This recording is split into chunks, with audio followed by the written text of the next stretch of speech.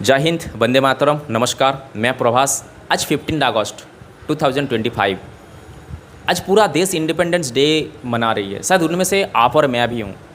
But एक सवाल पूछना बहुत ज़रूरी है, क्या सचमुच हम लोगों ने आज़ाद हो गया है? क्या आज़ादी का मतलब क्या आता है? स्वतंत्र व्यवस्था, सब कुछ खुद का होना।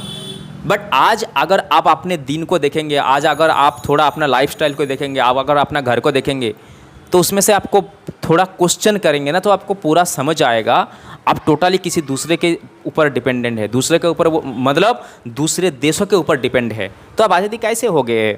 हमारे जो क्रांतिकारियों ने बलिदान दिया था, वो किस सोच के साथ दिया था? यही आज़ाद देश को देखने के लिए। आज़ादी के नाम पे मतलब बाह्यातपना आप दिखा रहे हैं ना आज़ादी के नाम से, क्या उसी को आज़ादी कहते? एक्चुअली आप धीरे धीरे करके गुलामी की ओर ही आगे बढ़ रही है।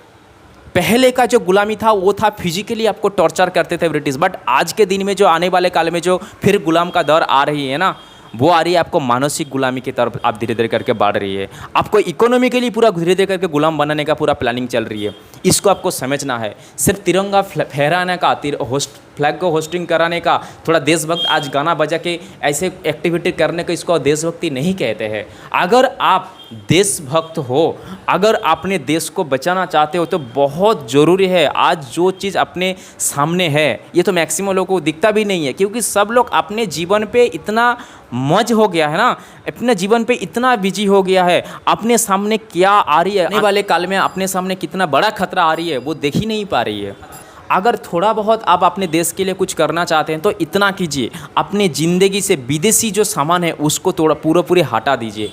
टोटली आप सेल्फ सस्टेनेबल कीजिए। आज़ादी का मतलब क्या होता है? स्वतंत्र सिस्टम, अपना खुद का सिस्टम, अपना सारा खुद का चीज़ होगा। बट आज हम लोग मैक्सिमम चीज़ों पे विदेशी के ऊपर डिपेंडेंट है। मैं अगर ओनली टेक्नोलॉजी को छोड़ दूँ, कम से कम जो खाने पीने का चीज़ें हैं, जो अपना डेली नीड्स है, उसको तो कम से कम स्वदेशी यूज करो। अगर आप देखेंगे ना, सुबह से लेकर शाम तक आप जो चीज़ों को यूज करते हैं ना, उसमें मैक्सिमम चीज़ें विदेशी है। तो आप कैसे कह रहे हो कि मैं आज़ाद हो गया? अब आज़ाद नहीं हुए हो। आपको मानो, आपको दिमाग में बिठा दिया गया आज़ाद आप हो गए हो। बट अगर आप सही मायने में देखोगे ना, बहुत सारे ऐसे चीज़ें जिसमें अभी आप गुलामी में ही पड़े हुए हो। अगर ऐसा चलता रहा तो वो दिन दूर नहीं है जिस दिन आप फिर से फिजिकली गुलाम बन जाओगे। जिसके लिए मेरे भाई थोड़ा जागो और कोशिश करो, अपने स्वदेशी जो पुण्य है, स्वदेशी चीज़ों को यूज करना स्टार्ट करो अपने ज़िंदगी में। और साथ साथ फार्मर्स के साथ जुड़ो, किसान के साथ जुड़ो, क्योंकि रूट लेवल पे इतना बड़ा गेम हो रही है ना, उसको अगर आज से रोका नहीं गया तो आने वाले काल में आपको गुलाम बनने से कोई नहीं रोक सकता है। क्योंकि किसान का बीज किसान के हाथ से ही धीरे धीरे निकलता जा रही है। आप देखोगे ना, आप किसान किसी भी कोई भी खेती करेगा, कोई भी सीड्स के लिए उसको मार्केट के ही ऊपर डिपेंड होना पड़ता था। बट ऐसा नहीं था। हमारे भारत में बीज बैंक होता था, जहाँ पे सब हर एक किसान खुद का देसी सीड्स को कलेक्शन करते थे और उसी को ही वो साल के साल, मतलब हर साल उसी को ही वो खेती में लगाते थे और उसी में ही उनका अच्छा पैदावार भी होता था। बट आज के दिन में इस तरीके से जीएमओ सीड्स को बनाया जा रही है, जो सीड्स एक बार डालोगे ना तो दूसरी बार उस सीड से आप वहाँ से और खेती नहीं कर सकते हैं। और वो सीड्स को आप डालोगे ना, उसमें आपको कीट नियंत्रण देना ही पड़ेगा, रासायनिक उपयोग करना ही पड़ेगा। ये जो गेम रूट लेवल पे खेला जा रही है ना, अगर इससे हम लोग आज निकल नहीं पाए तो आने वाले काल में और भी भयानक स्थिति होने वाली है। खेती के माध्यम से जीएमओ सीड से लेके ये जितने भी रासायनिक चीज़ प्रयोग होता है, आपको क्या लगता है कहाँ से आता है? मैक्सिमम ये विदेश से ही आते हैं। और इसके द्वारा भारत का मिट्टी को बंजर किया जा रही है और साथ साथ में किसानों का जो लाइफ है उसको भी डिस्ट्रॉय किया जा रही है। और किसान का जब लाइफ डिस्ट्रॉय होगा, आपका जब अनाज में बीज घोल दिया गया ना, तो आप धीरे धीरे करके फिजिकली इतना कमजोर हो जाएंगे और उसका असर मेंटल भी पड़ेगा। साथ साथ में आप पूरा मेडिकल माफिया के पूरा कब्जे में आ जाओगे। ये पूरा एक चक्र भी हुआ, इसको समझना पड़ेगा। आप किसी भी विदेशी सामान खरीदोगे ना, मैक्सिमम जितने भी प्रोडक्ट उठा कर देख लो किसी भी विदेशी कंपनी का, उसमें भर भर के इतना चीज़ें डाला हुआ है ना, वो आपको ज़िंदगी को तबाह कर देगा। आपको पूरे एक सिस्टम में बांध लेगा। आप कमाओगे, आप चीज़ें खरीद के खाओगे, उससे आप बीमार पड़ोगे और फिर आप मेडिकल का माफिया के चक्कर में पड़ोगे। क्या ऐसे आप आज़ादी जियोगे? इसी को आप आज़ादी कहते हो?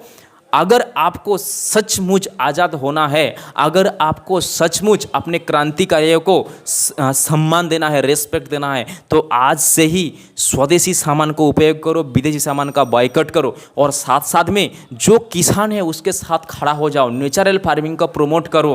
ये सारे चीज़ों पे आपको ध्यान देना बहुत ज़्यादा ज़रूरी है और अपना सिस्टम अपने हर विलेज को सस्टेनेबल बनाना पड़ेगा। जब सस्टेनेबल विलेज मॉडल खड़ा होगा, जब हर व्यक्ति सस्टेनेबल हो जाए, कम से कम गांव-गांव सस्टेनेबल हो जाएगा ना, तब सही मायने में आज़ाद देश होगा, आज़ाद भारत हम लोग कह सकते हैं।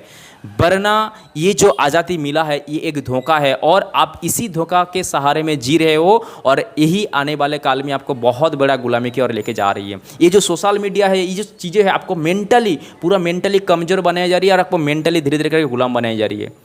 अगर इससे हमें निकलना है तो हमें बहुत कुछ करना पड़ेगा। बस स्टार्टिंग हम स्वदेशी से कर सकते हैं, स्वदेशी के राह पर चलना पड़ेगा, तभी जाके सचमुच हम लोग 15 अगस्त जो आप मना रहे हो आज के दिन में ना, कि इंडिपेंडेंस डे मना रहे हो, ऐसे मनाने से कुछ नहीं होगा। अपने जीवन में स्वदेशी को उपयोग करो, साथ साथ में फार्मर्स के साथ जुड़ो, देसी सीड्स को संरक्षण करने में काम में लगो, फार्मर्स का मदद करो।